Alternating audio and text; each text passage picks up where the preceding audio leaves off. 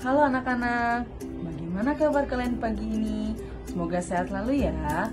Pagi ini kita akan mempelajari tema 1, subtema 3, pembelajaran 4 mengenai pembuatan teks laporan hasil pengamatan. Apakah kalian tahu bagaimana cara membuat teks laporan pengamatan?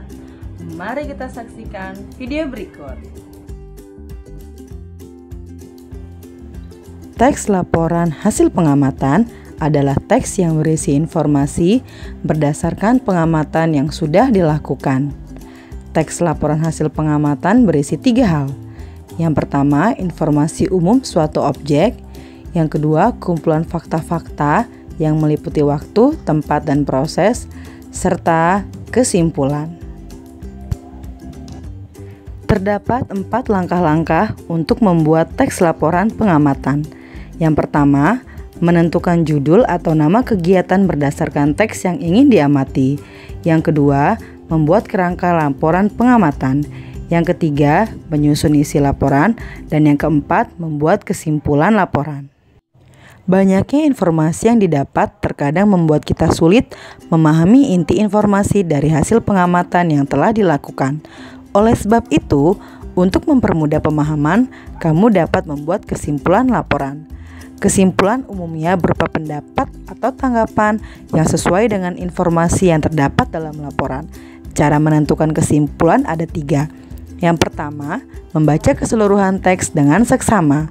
Yang kedua, menentukan kalimat utama dan kata kunci. Dan yang ketiga, membuat kesimpulan laporan. Anak-anak, sebuah teks laporan pengamatan terdiri dari nama kegiatan, lokasi pengamatan, waktu pengamatan, objek pengamatan, dan hasil pengamatan.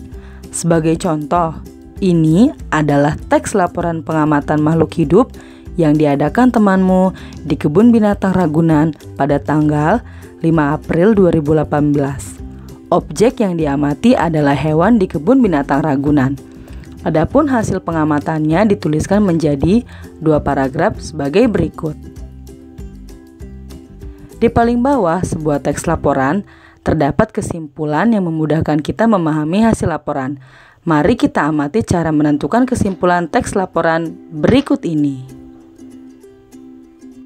Sebagai contoh, di paragraf 1 terdapat beberapa informasi yang dapat diperoleh. Antara lain, 1. Kebun Binatang Ragunan berfungsi sebagai tempat tinggal berbagai jenis hewan. 2. Kebun Binatang Ragunan terletak di daerah Ragunan, Pasar Minggu, Jakarta Selatan. 3. Kebun Binatang Ragunan didirikan pada tahun 1864 dengan luas 140 hektar. 4. Kebun Binatang Ragunan merupakan habitat buatan bagi para hewan, termasuk hewan langka. 5. Di Kebun Binatang Ragunan terdapat kurang lebih 295 spesies dan 4040 spesimen. Dari beberapa informasi tersebut, dapat kita tentukan bahwa kalimat utamanya ialah Kebun Binatang Ragunan berfungsi sebagai tempat tinggal berbagai jenis hewan. Informasi ini ada pada poin pertama. Kata kuncinya ialah kebun binatang. Jadi dengan demikian, berdasarkan informasi, kalimat utama, dan kata kunci, barulah kesimpulan paragraf dapat dibuat. Kesimpulan dari paragraf tersebut adalah Kebun Binatang Ragunan adalah tempat tinggal untuk para hewan. Bagaimana anak-anak? Mudah sekali bukan membuat sebuah teks laporan pengamatan? Sekarang tugasmu adalah membuat sebuah teks laporan hasil pengamatan mengenai pemeliharaan atau perawatan makhluk hidup di lingkungan sekitar tempat tinggalmu. Kamu dapat mewawancarai narasumber yang ada di sekitarmu. Jangan lupa sertakan kesimpulan dari hasil pengamatanmu ya. Terima kasih anak-anak.